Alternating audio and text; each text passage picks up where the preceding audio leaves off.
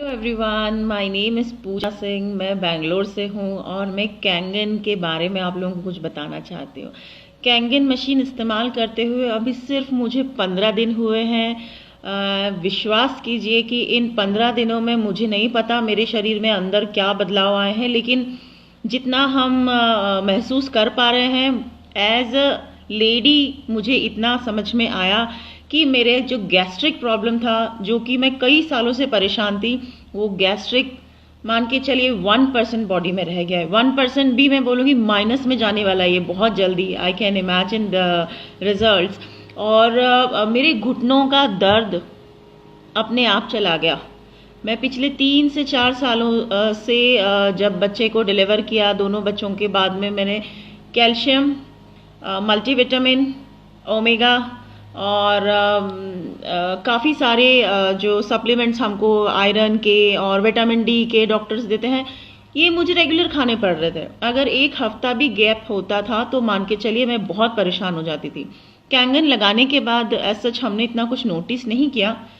एक दिन बच्चे को नहलाने के बाद, स्कूल भेजने के बाद आई रियलाइज कि मैंने बिना स्टूल के बैठे हुए उसको नहला के और स्कूल के लिए रवाना भी कर दिया। बाद में मुझे याद आया कि मैं तो अपने घुटनों पे अपने आप बैठ के उठ गई। मतलब 35-36 के एज में मैं इतना परेशान थी कि कैंगन तो मेरे लिए वरदान साबित हुआ है। पेस्टिसाइड जब हम निकालते हैं अपने हाईली एसिडिक वाटर से तो देखते हैं तो मतलब ऐसा लग रहा था कि इतने सालों से क्यों जहर खाया जा रहा था। तो कैंगन वरदान है मेरे घर के लिए, मेरे बच्चों के लिए। एक और चीज़ बताना चाहूँगी बच्चों से।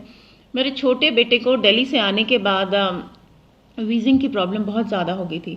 वीजिंग तो जैसे तैसे हमने होम्योपैथी से कंट्रोल किया था, लेकिन उसका स्किन बहुत सेंसिटिव हो गया था। सेंसिटिव इन द सेंस कि ठंडे गर्म दोनों एटमॉस्फेयर में उसको हमेशा ईचिंग रहती थी।